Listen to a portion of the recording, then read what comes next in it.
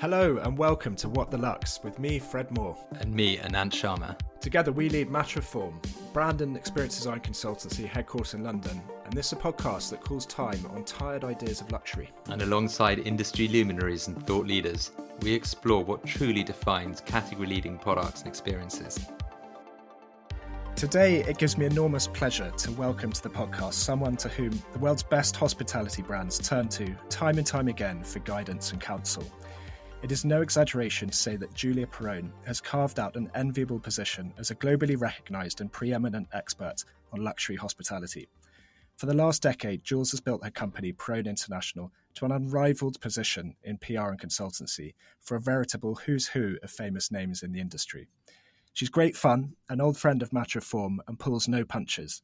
But as I suspect we will find out, it is Jules's all-consuming passion for travel and hospitality and her innate sense of what makes a hotel special that drives her success and her appeal. Jules, welcome to the podcast. Hi, Fred. That was a lovely introduction. Thank you. No, very much deserved. Tell us, where are you today? You're usually travelling, but I think we've got you in London today. Yeah, I'm in between two pretty epic trips. I was on the Amalfi Coast last week. We've got a new client down in a little village called Conca de Marini that opened last summer. And so I was down there seeing that. And then we journeyed up to Tuscany to open a beautiful new property in Chianti. And then next week I'm in Madagascar and Botswana. So I have a little moment where I'm here. Amazing. So the chaos of press trips that to the outside look unbelievably glamorous, but are probably a lot of hard work and stress despite all the lovely hospitality stuff that happens in between. Yeah, I mean, no comment on the stress. Missing trains in Naples airport because we hadn't left enough time. You know, Instagram making it look great because we've got some filter on the fact that the weather was appalling. Yeah, I would say there's got a lot of stress in these trips, but so brilliant. And I love to do these journeys where we sort of get different people doing different things. And, you know, that's what people want to do nowadays is kind of see different places and experience them in different ways. So it was a great trip. And next week's will be similarly extraordinary, going to a private island off the north of Madagascar. Well, Jules, I want to get into all of that. I also want to get into especially a theme of this being, you know, what really does make an exquisite hospitality proposition. But let's just quickly start with a couple of questions on you. Firstly, we've known each other for years, how did this farmer's girl from the flatlands of Norfolk become the grande dame of luxury PR? There's definitely two sides to you, and it's unusual. How did this happen? Where did it start? First of all, there is a hill in Norfolk. It's, you know, just the one. As you know, you and I know, we studied at university together. I was studying history. I absolutely loved the subject. And when I was thinking about a career, I really wanted to do something that could use the kind of historical knowledge I had and, you know, some way put it into a career. I wasn't going to go into finance. It wasn't my thing. I actually really wanted to go into the Foreign Office. I interviewed several times for the intelligence service, sadly didn't get in, but I couldn't really work it out what I was going to do. And then a friend was working in this thing called travel PR, and I went and joined thinking it was a bit of a joke, and, you know, soon realized that actually the potential was enormous because I was so interested in the place, not just the product. That was my historian geekiness coming out. And I worked my way up through the ranks. You know, it's hard work. It's not rocket science, a lot of what we do. It's a lot of research. It's a lot of passion. Met some phenomenal people. And then about nearly 10 years ago, I guess I got my big break that somebody said, you know, I want to come with you. Would you set up your own business? And that was the Bristol in Paris. And when you have a client like the Bristol Paris, you know, it's the best of the best. And it's sort of like a honeypot to everything else that's out there. So I started with my one little client and then worked my way up. And now, you know, I don't know, what am I, 10 years in? Perowne as it stands is now 6 years old, but you know, I've been working on my own business for 10 years. You know, we represent the best of the best, but I put a lot of it down to having that one client at the beginning that was just so exceptional that other people wanted to be associated with this great hotel. So yeah, here we are. I think that's a similar journey to us, where we were lucky enough to bag Aman back in the day, and then Belmont. And once you've had people like that, for us, obviously, brand and digital, it's very, very helpful because they do create the halo effect. And our journey's been, I guess, a little bit consistent over those years. We've been working on similar clients since. But you're a one-stop shop so you say, specializing in across much more than just PR. We're talking sales, marketing, social media, digital marketing, as well as, I think, consultancy in its truest sense of actually telling clients how to position themselves, what makes a good offer. Can you just give us an example of some of the work you're doing for clients either now or in the past, just to give people a flavour of what Perowne's about? Yeah, sure. And it really is about being 360. I think what we realised early on was that often PR agencies in the traditional sense don't really communicate with sales, and they don't really communicate with different parts of a hotel management, even, whether it's sales, marketing, social media, operations. And I kind of realized that the future for us would be to be very holistic in what we offer and how we work with our clients. Even if we don't do their sales, we can give them support, we can think commercially. So yeah, you take a client like the Safari Collection in Kenya, for example. We literally do their global PR, we do their UK and European sales, we do their social media, we do crisis communications for them, we do a lot of consultancy work. We help them when they're thinking about opening a new lodge. What do they need to do? What target markets that they're looking at, which photographer to hire, giving them strategic advice on their website. It's kind of everything. We're doing the same with Sonnet at the moment, this beautiful property, Grand Hotel Sonnet, that's opening in Mallorca, the sister hotel to Finca Courtesine, social media strategy, sales, PR. Just had a big exclusive in FT How to Spend It last weekend. And it's really thinking, right, what are the commercial objectives of the client and how can we help them get there? And that might be communications, it might be sales, it might be marketing, it might just be some strategic advice, it might be being a brand ambassador, it might be social media, it could be digital marketing, it could be anything, it could be little bits of each, it might be a project. We're helping someone at the moment who wants to buy a property in Sicily. We're helping them create a concept, a positioning statement of what's missing in Sicily, what the rate structure would be, the size of the property to open, should it be family friendly? I mean, everything. And that's what we love, is like getting our hands dirty, Yeah, so it sounds like I should think there are some competitors who might emphasize, especially on the PR side, the reach of their press connections and all of that. Whereas what you're saying is, I think that's a given, but you've actually got this serious understanding around luxury hospitality, what a proposition should look like, what good looks like. That seems to be at the core of what makes you a little bit different and probably why clients come to you. I hope so. I think we think very commercially, and I think that's really important. Our industry tends to kind of, PR, here's your lovely article in Tatler. They don't seem to mind if it generated any business or not, whereas we're kind of like, right, how did that work? Have we sent that out to all our trade partners to tell them how brilliant that article was so they can send it on to their clients? How are we going to maximize that on social? All that kind of stuff. But I think for us, the critical thing is the future is global. I'm sure it's the same as you, Fred. I know you've got offices, opening in different parts of the world, but we opened an office in New York in 2020. Not great timing, but we did it. And it really saved us in many ways because we could sort of pivot the business. We opened an office in Milan last year, which is so successful. The Italians were traveling before anyone else. So suddenly, our clients who hadn't really cared about the Italian market were like, oh my God, who are these fabulous Milanese coming out to Africa, to Singita? Like it's great. And so the future for us is to do that more. Maybe an office in somewhere like Sydney, maybe an office in Mexico City, places where we can make an impact, where they've got like people who love to travel, Yeah, and of course people are travelling more and to more, inverted commas, exotic destinations. So that travel's getting more plural, I think, in where people are going. So you're catering to that. Yeah, exactly. And frankly, that's what makes an interesting hotel. I don't want to go to a hotel just full of Brits. I don't want to go to a hotel just full of Americans. I don't want to go to a hotel just full of Germans or French. I love going somewhere where it's really cosmopolitan. You're sitting at the bar, you get chatting to this lovely couple from the deep south in America, then you connect with someone you've just met from Switzerland, then there's an Aussie, and that's what makes the hotel interesting. Well, let's start actually. What is it that is not a great hotel? What is it you see that makes you cringe or makes you slightly feel, oh, you're missing the mark? Okay, so my biggest cringe is bumping into too many people from southwest London in a hotel who are a bit smug. A bit pleased with themselves, and you're literally having a conversation about, which street you live on in Wandsworth. That is my idea of absolute hell. I like to be, for me, the joy is meeting interesting people, and I do find the Brits in general have to kind of place you every time they meet you. Oh, where did you go to school? Where did you do this? Where do you work? Where do you live? Other nationalities just don't care. They're straight into like, what do you love?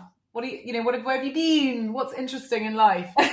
Okay, so avoiding Brits on holiday, which as a general rule is obviously preferable. Yes. But what about the typical mistakes that it's an interesting industry because there's a lot of trophy assets bought by people who are not hoteliers or not hospitality experts. They might have made their money in a ball bearing factory in Thailand, for example. What are the mistakes you see that make you just gasp or get worried? Or I know you're very direct with your clients, that lead you to give some honest advice. I was at ILTM this year, as I know you go to, Fred, and I came away a little bit depressed afterwards because everything is just beginning to sound and look the same.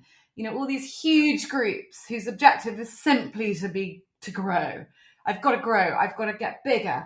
We've got to announce 20 new hotels, 100 new hotels. Honestly, I find it incredibly depressing that is what these brands are judging their success on, is just growth. It's not about brilliance. It's about just getting bigger. I think the industry has recently been hijacked by property developers. You buy a big piece of land, you build some residences that you're going to sell, and I tell you what, they're going to be worth a hell of a lot more if you've got a very sexy hotel group connected with it, a Four Seasons or whatever it is. And so there's people that have come into the industry with the wrong motives. I have clients that have a residential side too, but I feel they're doing it for slightly different reasons. And I think that there's an element of that. There's a real ego thing now about owning hotels. There's a lot of very wealthy people that want to be the next Cesar Ritz. They have their philanthropic organizations, they have their multiple homes. They now want that legacy project, that kind of status project, which they can use for networking. They can use, it is this true legacy as a family. I think that my biggest concern is that there's just too much stuff. Luxury is about stripping stuff back. We'll talk about this a bit more in a minute. But there's this sort of opposite effect happening at the moment where here's the pillow menu, here's the X amount of water, types of water that you can have. For me, Fiji water needs to stay in Fiji, where it came from. Evian needs to be in France. We have lovely mineral water in Britain. We can have it here. Just give me a nice pillow. I don't care about a menu. I hate too much choice. And so you've got brands that think that's what it's all about. And then you've got the brands that are just sort of saying, actually luxury is about less. It's about less choice. It's about us making a few of the choices for you because you can trust us. We know that the house wine is going to be great. There's lots of things like that, which we can obviously talk about in a bit more detail. But generally speaking, I think I'm terrified about over-tourism because of the motives of a lot of these brands. They have to have every city, every sexy destination, if it's Cabo San Lucas, and then they've got to have the Riviera Maya, and then they've got to have the Maldives, and then they've got to have blah, blah. I just wish that the motives were different. But of course, a lot of these companies, that's not what it's about. It's about growth. Who's your favourite client? What type of person would they be? What kind of would it be family-run hotel? Would it be a big multinational? No, it's privately owned for sure. I mean, look, this would be very controversial to sit here and tell you who my favourite client is, but I would say the one that I respect and have done for so long is Utka Collection, who, because of the Bristol, they were my first client, and then we helped them grow as a brand, and they became the group, and they started with 4 hotels, and now they've got properties, in the most beautiful place in the world, from Eden Rocks and Barts to Hotel du Cap to Brenner's Park to the Lanesborough, and we're about to open La Palma and Capri. I love what they do because there's 2 things about them. They're not trying to be everyone's darling. The Bristol Paris is unashamedly, fabulously French. It's not going to be for everyone, but it's not trying to be for everyone. If you want to go to the ultimate French palace in Paris, you know exactly where to go. The same about Hotel du Cap. It is the chicest place in the world, but it is French, it's the Riviera, it's deeply glamorous, and you know exactly, where you are and what it's doing. And Utka as a brand, they probably open 1 property every year or 2 years. I'm imagining they get offered a whole load of new projects all the time. And the CEO always says it has to be as good as, if not better, than anything we have. And I think if you look at a lot of other luxury brands, they've been guilty of putting growth needs over quality of the product. You see it with, I'm not going to mention the brands, but there've been some who've opened a property and it hasn't worked out. The client haven't liked it. They've had to get rid of the property, it's then become like an intercon or something. Is this property right for us as a brand? That to me is a truly brilliant brand of the future. Singita is the same in Africa. I have only opened one lodge with Singita. I've worked with them for nearly 10 years. Their new property that they opened, Kwitonda in Rwanda, they've got lots of potential things, but they're going to wait till it's absolutely the perfect lodge before they open their next lodge, because that's what they're all about. It's the right kind of growth. So Jules, it sounds like in a way you're talking down clients from doing too much or doing something as much as you are adding to something. When you grow, you've just got to grow in the right way, and you've got to do it with integrity, and you've got to do it knowing what your brand values are. I mean, probably in terms of growth, Six Senses is probably one of the biggest. But when they open, some of the properties that have opened recently have been absolutely extraordinary. Six Senses Shaharet in the Negev Desert in Israel is exactly the same as the original Six Senses that were opening in Yaunoi and Ziggy Bay. It's so raw and remote and beautiful and down to earth and sustainable, connected to nature. They've just opened in Rome, but again, a very beautiful, beautiful product, very different to the rest of Rome. And I really respect the way Neil Jacobs, the CEO, has been so focused and true to the brand with the new launches. Size doesn't have to dictate this kind of desperate need to grow as quickly as possible, but you've got to say, no, this isn't the right property for us. This is for a different brand. Because there's too much opportunity out there at the moment. There is. I mean, there are hotels opening all around the world every day. Like, it's insane how many new properties are opening. No, it's incredible. Actually, it brings on, because obviously the hotels that you specialise in are luxury hotels. Let's talk about that. Firstly, before anything, what do you feel when the word luxury is associated with you? How do you feel about the word? I feel a bit sick, actually. I just wish there was a way that we could come up with the new term for it. But I think so many people have tried. I think it's just so overused now. I also think if you have to say you're luxury, you're sort of by default not luxury. You see all these brands that call themselves iconic and luxury, and you're like, oh God, the fact that you have to say it probably means you're not really, you're trying too hard. Look, for me, I want us to represent the best of the best. But the best of the best doesn't have to be the most expensive. It doesn't have to be the most luxury, so to speak. It needs to be in that place the best at what it does. It might be the best for food. It might be the best for service, the barman. It could be all these things. And for me, how I judge whether I want to work with a client or not is, would I spend my own money to go there? I mean, don't get me wrong. I don't have that much money to go to all these places and pay, but if I did, would I? Okay, so basically it's your radar. Would you go there? Would you enjoy it? And I think probably like you, I personally find, the best hospitality concept could be somewhere you laugh the most within those walls. It's very flavoursome what constitutes a great experience. When clients come back with our designs or something and say it's not luxury enough, I sort of go, you might be sitting on something that's a little bit different than what you think it is. That's your kind of raison d'etre. I went on honeymoon to a beautiful place in Italy called Il Pelicano, and I'd heard about this place for many years, and I sort of thought, this seems very me. So I booked it, and a few people were like, oh, Jules, I'm not sure it's going to be sort of luxe enough for you. And actually, there was a lot wrong with it. I don't think I had hot water in my room pretty much the entire time we were there. The food was nice. It wasn't unbelievable. I absolutely loved the place, so much so that I'm going back in June, because it was the sum of all parts of this place that was literally like, I was in another world. I was literally transported to this place that was so glamorous and gorgeous. The people were amazing. The barman, Federico, I mean, I literally dream about the Hugo Spritz he made me as I walked in, and would have it every day waiting at 12 o'clock for me as I came back from the beach. That's Il Pelicano sums it up. It's probably at some point will have some huge renovation, but I just hope not. I hope it says that it is forever. It is perfection. What are the sort of trends or themes that excite you in this space, both personally, but also obviously as a leading advisor to the sector? I think it's about adventure. It's about journeys. And I'm not talking about I'm going to go and climb Mount Everest. I'm talking about how you get to places, when you're planning a trip, when you're, the train travel that's coming up. I'm doing a trip in a couple of weeks' time with a great friend who's the editor of a magazine, and we're taking the train to Paris. We're overnighting in Paris. We're going to journey down to Antibes, stay at Hotel du Cap. We're going to do this kind of big, wonderful adventure together, planning a trip. I mean, the joy of getting out a map, all these wonderful things. I think hospitality brands that appreciate that, especially with leisure travel, obviously it's completely different with business travel, But I think a romance to travel is coming back again. The way you travel, how you communicate with people, the people you meet on property. You know, for me, when I'm on property and I meet like Federico, the barman, these are equals. They're not that sort of subservient old service that used to be the thing where you walk in and people sort of bow and scrape.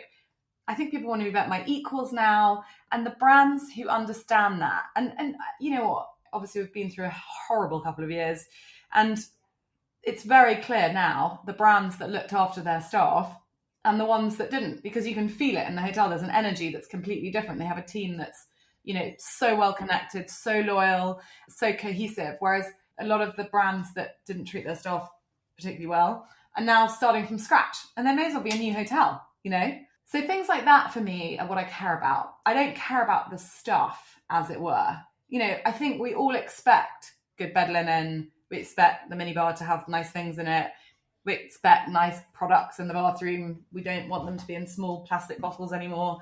There's kind of things that we're beyond. If I get into a car ever and get given a 330ml bottle of plastic bottle of water, I literally want to like get seriously aggressive. And, you know, there's certain things now that we expect.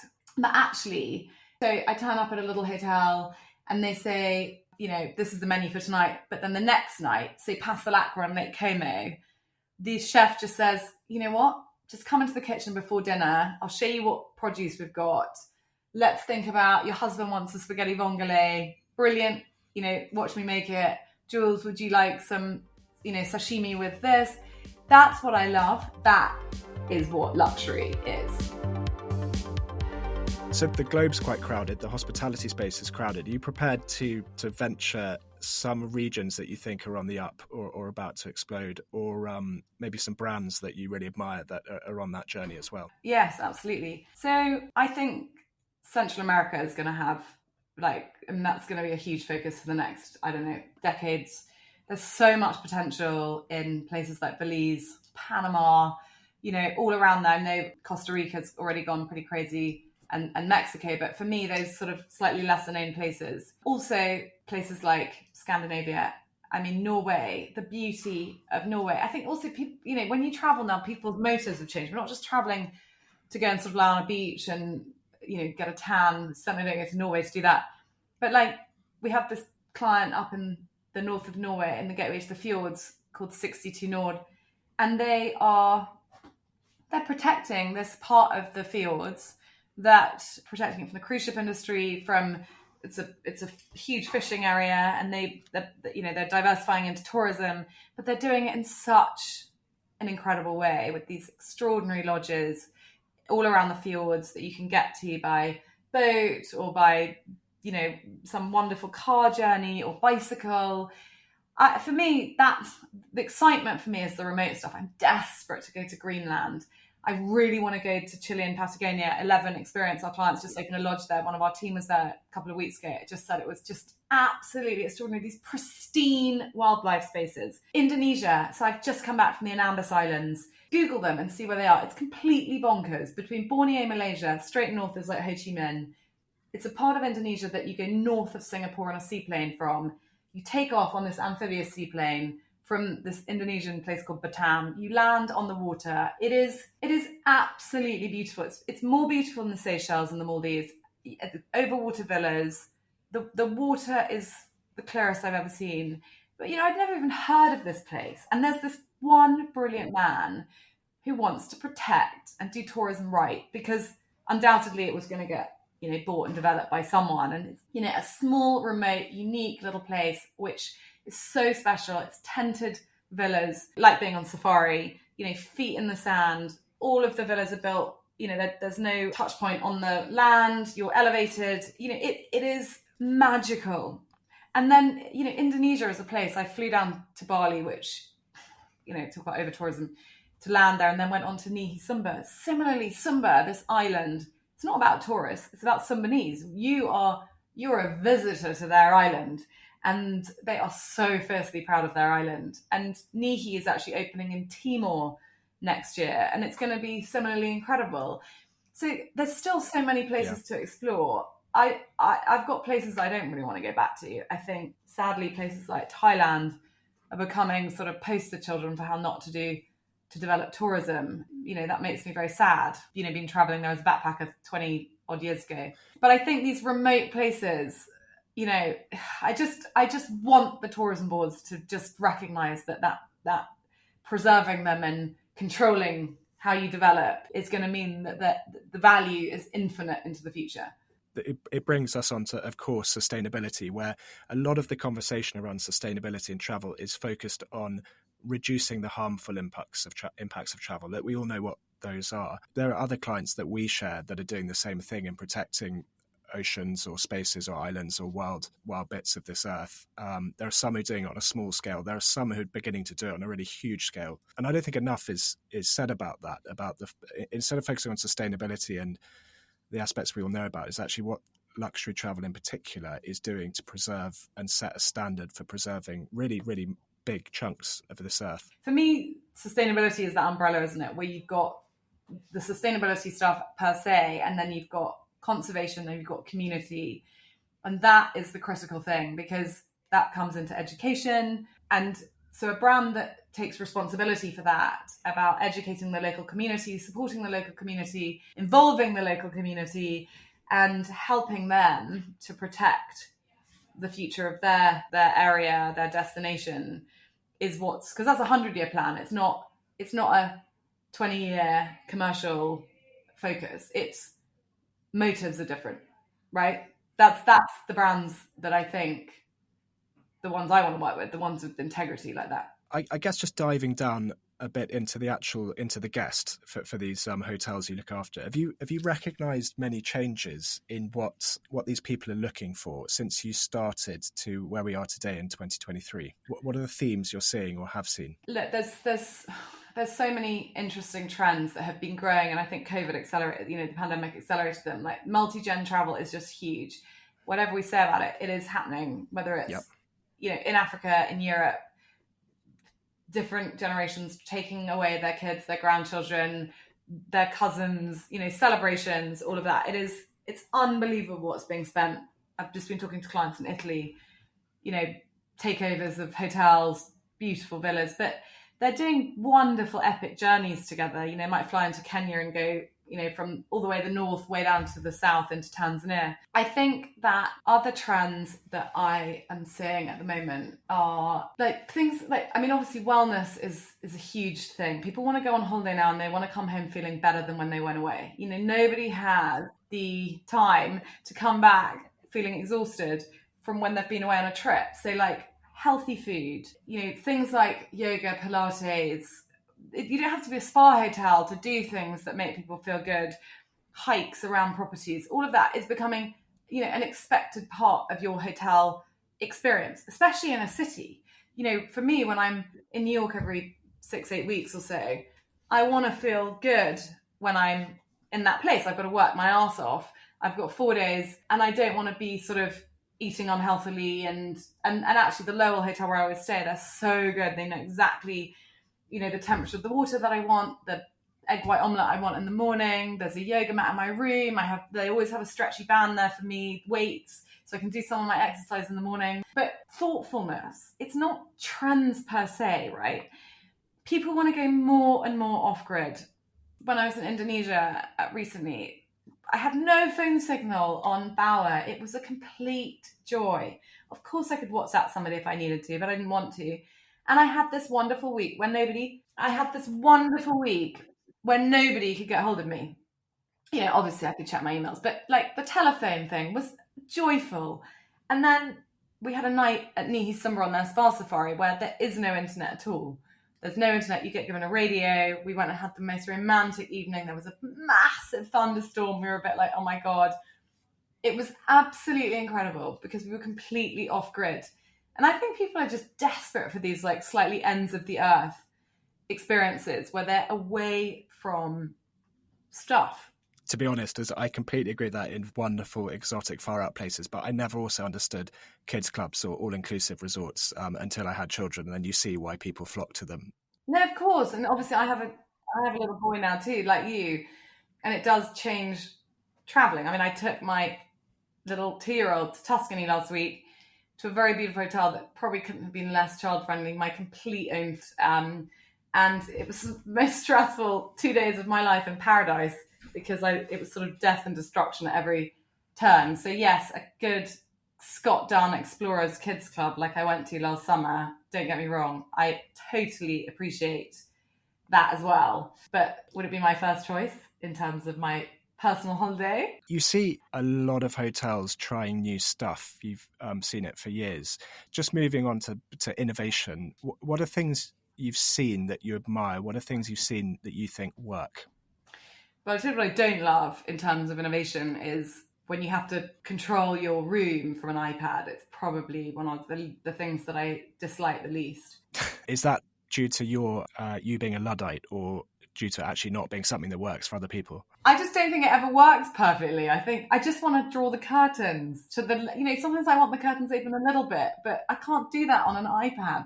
They're not half open and half closed. There's this brilliant word that the former CEO of Ocker used to say to me called simplexity.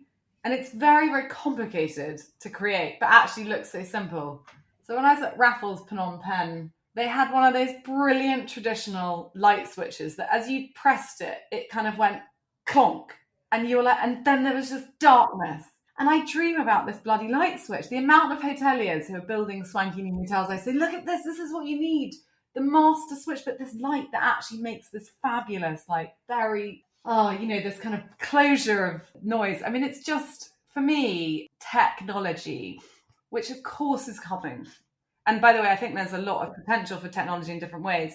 But in terms of the guest experience, I want to read on a book. I'd love to read a newspaper when I'm on holiday because I don't get to read a newspaper at home. I'm stuck to my telephone.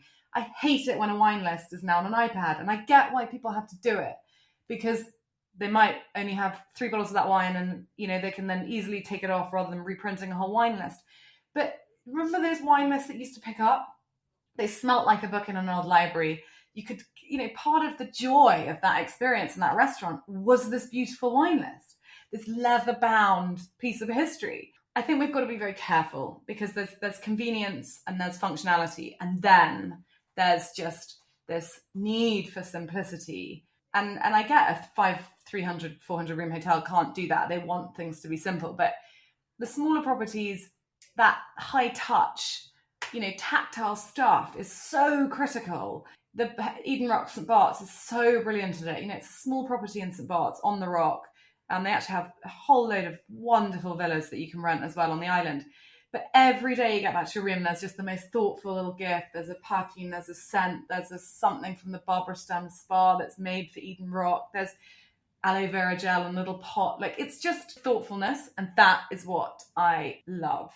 I agree. I think there's some thoughtful innovation. Because we span brand and digital, the thoughtful innovation point is particularly relevant to the bigger clients, especially, who I think that the innovation comes particularly in the guest journey of booking and before, where I think the metaverse will have a place to play, or at least, some form of virtual tour before, etc. It definitely comes afterwards. But when you're on property, yes, there's space for destination apps and all of that in the right kind of place, particularly resorts. But less is more often. And I think the light switch is a metaphor for everything. Like, just give me something that I press and I feel and it turns on. I don't want to spend 10 minutes searching around the room how to turn off the 5th light. That sort of applies to so many things.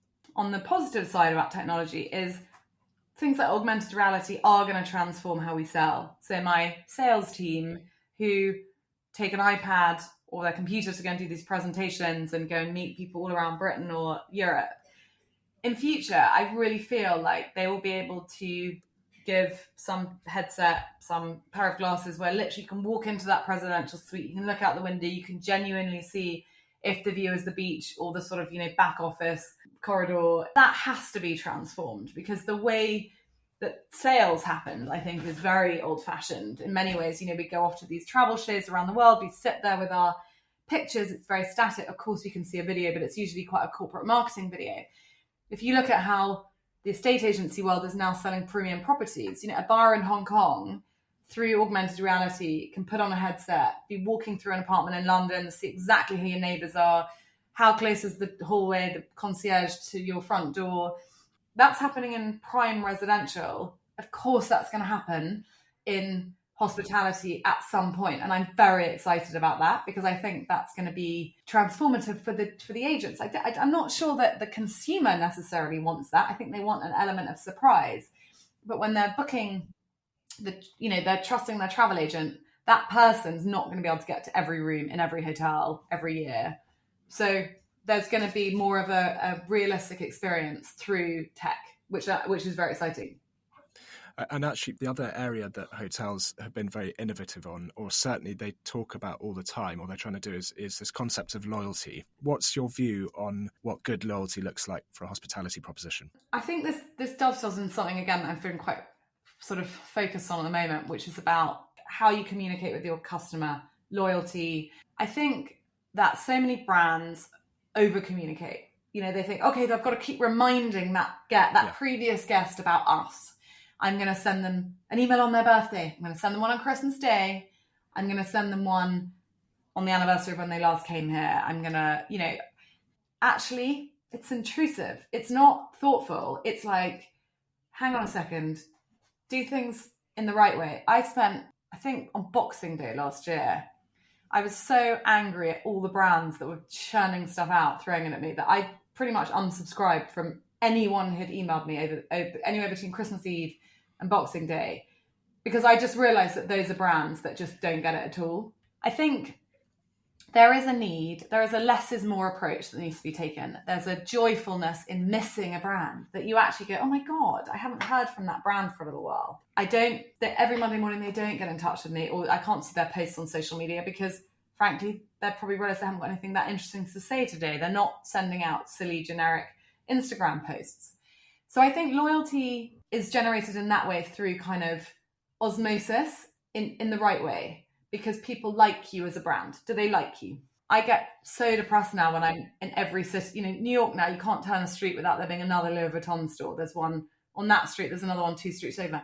You're talking to the girl here that is obsessed with her BA Avios.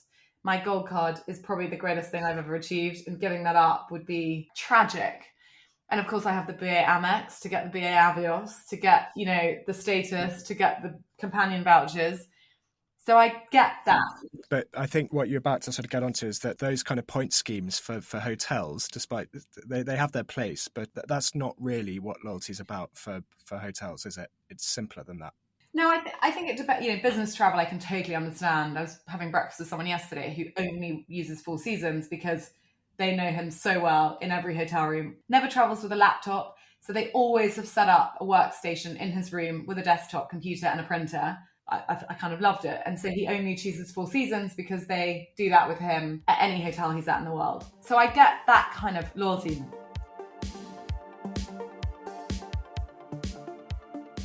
Thank you. That's been a wonderful tour of the field of hospitality and luxury hospitality. But we do always ask our guests the same 4 questions on the way out. You've had them in advance, so let's go. The first one is, what most irritates you about your industry, apart from Brits on holiday? Bullshit. Corporate bullshit just drives me crazy. And egotistical general managers. Brilliant. Probably enough said on the latter, given this podcast. But yes, we've all met some of them.